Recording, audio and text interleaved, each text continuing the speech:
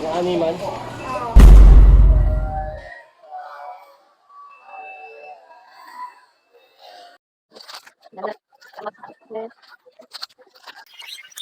Hello mga ka-Princess! Welcome to my mini vlog. So ngayon, I'll take the chance na nakastop yung tricycle para mag-video.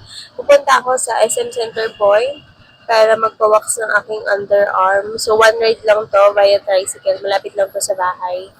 And then, I'll update you kapag nandun na kami. So, try ko muna na mag-video na nag-vlog. Kapag pangit yung kakalabasan, i-voice over ko na lang to. So, ito, andito na ako sa may SM and packet na ako sa may 4th floor para makapagpa-wax. And, hiningal ako. Wait lang. Hiningal ako. Ang Disney Princess hindi na sanay lumabas ng bahay. Wait lang. Sana hindi malabot yung phone ko, pati yung microphone ko. So, dito na ako sa may brow lounge. Sa brow lounge ako nagpapawax.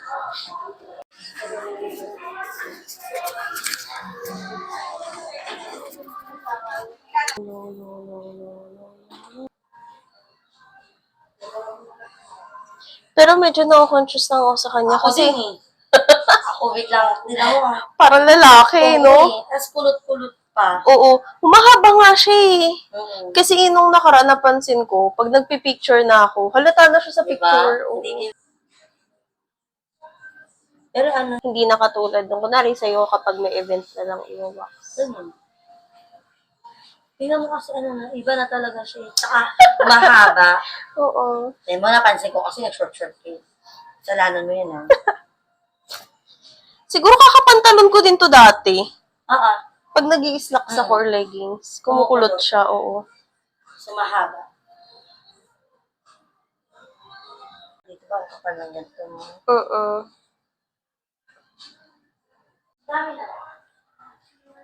So, I'm done.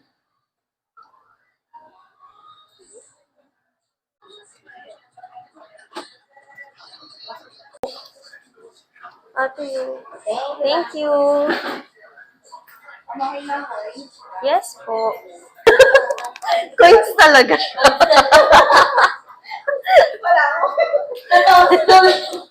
Next week ko talaga naka-tape pa talaga siya. Papunta naman ako sa may Virgil, dito lang sa may Agora. Dahil bibili lang ako ng mga ibang ingredients na kailanganin ko mamaya sa pagluluto. And yung mga ibang kulang na rin na namin sa bahay. Kasi total nandito naman ako sa labas. So, para isahan na lang, bibiliin ko na yung mga dapat ko muna.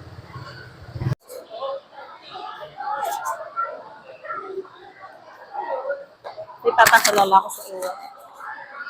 Yung aking mga boyfriend. Hanap ako ng card.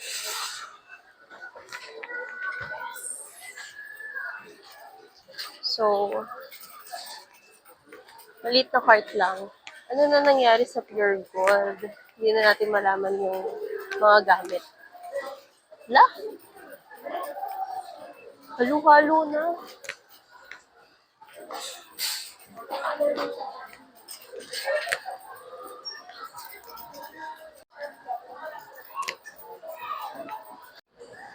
I'll get this. Meron na naman silang promo. Kaya, kunin na natin yan. Kasi nung nakaraan, nagkaubusan ng Dairy Queen. Hindi muna ako bibili ng mga frozen food kasi mamamalengke ako bukas. So, baka sa palengke na lang ako bumili ng mga hotdog and tocino and I don't know. Pero, wag na nga, dito na lang ako bibili kasi baka umulan bukas. Hindi naman ako makakabili, dito na lang. Yeah. Get tayo ng ham. Meron ditong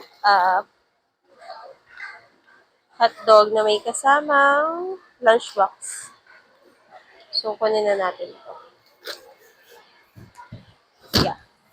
Ito na ang aking mga kailangan. I need garlic powder and Spanish paprika. Ayan tayo ng black pepper.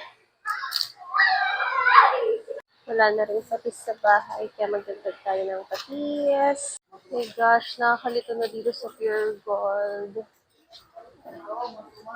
Wala na yung oyster sauce ko. Wala ko ng mayonnaise. Hindi ko na malaman dito sa may Pure Gold. Kahit yung mga stuff nila, hindi na rin malaman kung saan nakalagay yung mga item. Sobrang gulo. Gulo? Sakit sa mata. Nakakatamad mamili. Tayong chicheria. So, alis na tayo dito sa UTI section. So, pumikit tayo para hindi tayo makakuha ng mga hindi dapat kunin.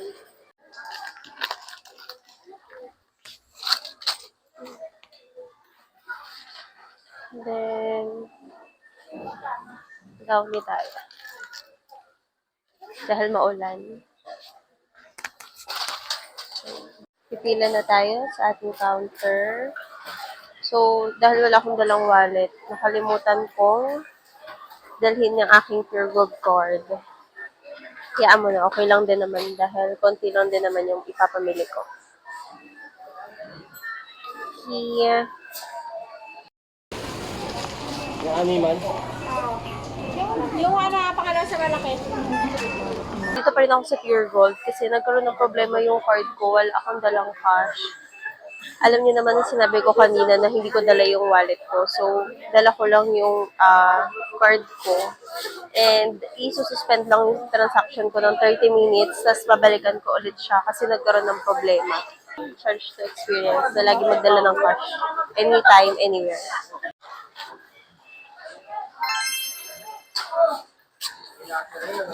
Ooh, welcome back.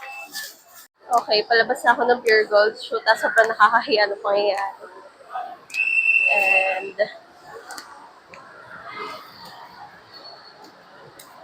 thank you. Jeep lang po. Yun nga guys, sabi ako ngayon sa tricycle. Hindi dapat ako magka-tricycle. Mag-jeep lang dapat ako kasi konti lang naman yung ticket ko. Pero, ayun nga, medyo naewanan pa ako sa nangyayari. And gusto kong may kwento sa inyo ng ng maayos at ng buo.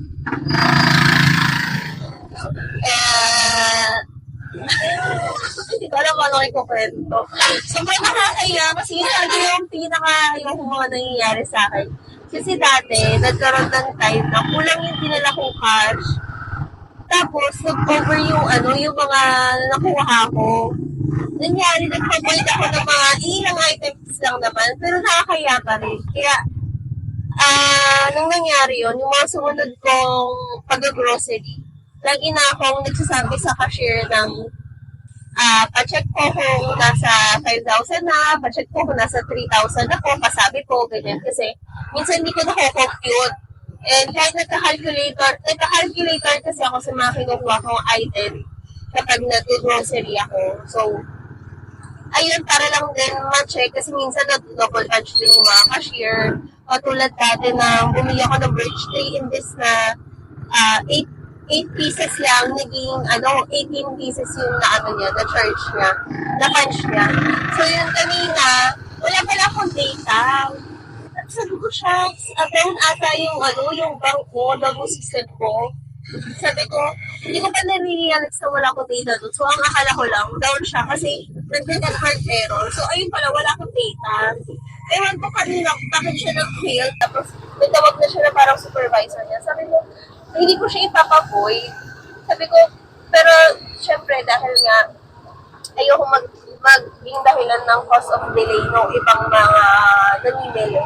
Sabi ko, muna, parang ewan ko nawawala na yung mga terms sa utak ko. Na paunahin na lang muna sila. So, yun nga, i-hold down nila ng 30 minutes. Sabi ko, okay lang, no problem. Hintayin ko lang. So, buti nila, nag-message yung guardian angel ko. Tapos, nag-send yung message ko sa kanya. Sabi ko, palad ako ganito, ganyan. So, inisahang message ko na lang kasi nga baka hindi mag-send. Tapos, ayun, parang kakainin ng lupa sa sobrang Nahiya ako sa nangyari. Ang ginagawa ko, hindi ako tumitingin sa mga taong nakapaligid sa akin. Hindi ko na hinintay na mag 30 minutes. Hinay ko na agad na na i-transfer ulit yung card ko. And yes, thank you Lord, na successful yung transaction. Tapos yun, parang okay, talaga yun. Parang ngiti-ngiti na lang ako. Tapos, walis na ako, nabasa ako ng ear ko. Na meron ko talaga naman yung yung online bank ko.